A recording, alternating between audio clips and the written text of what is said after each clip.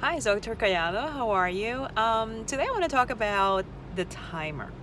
I don't know about you, but every time I think of a timer, I think of game over, I don't have time, time's up.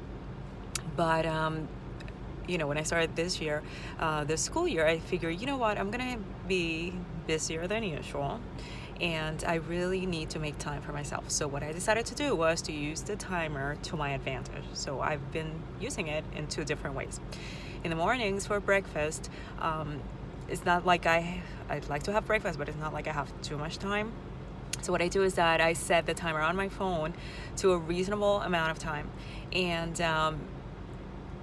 believe it or not, I even have time to read 4 or 5 pages of a book in the morning while I drink the coffee.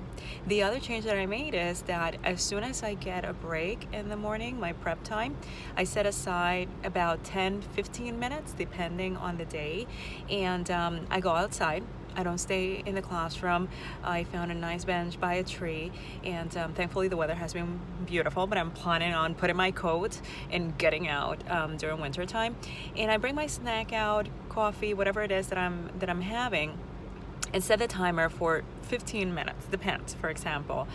And what I've noticed is that I eat, even though I'm not rushing, I could eat within 5 minutes or less than 10 minutes, and I still have some minutes to do nothing. So I get very antsy. I want to get up and go and get back to my room and continue working, but I just force myself to be there, to look at the trees, hear the birds, and feel the wind.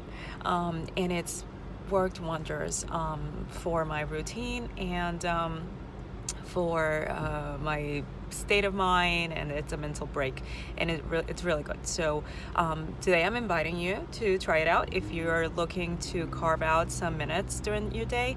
At least to me, it's giving me that sense that I have quality of life, that I don't just work, that I actually enjoy my days. All right, so see you next week. Bye.